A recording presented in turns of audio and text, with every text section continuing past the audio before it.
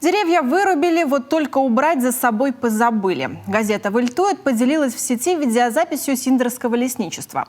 На кадрах квартал номер 74. По всему периметру бревна и ветки. Осенью прошлого года этот участок отвели под вырубку. Автор видео говорит, видать, сделать что-то хотели, а о последствиях и думать не думали. Вот работала техника, для себя дорогу смостила. И все, это брошено. На большом расстоянии он все тут лежит. Тут же последовал комментарий профильного ведомства. Как оказалось, заготовкой древесины на участке занимается индивидуальный предприниматель. Ранее с ним заключили договор купли-продажи лесных насаждений, который все еще действует. А раз территория в пользовании, то и осмотры пока ни к чему.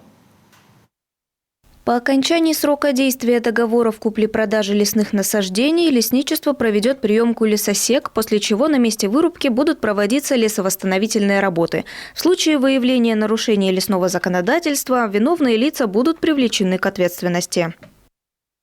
Тем не менее, на новость реагируют по-разному. Кто-то негодует, говорит, так и без леса остаться можно, а кто-то, напротив, подшучивает, мол, валежник-то какой, приходи да себе забирай.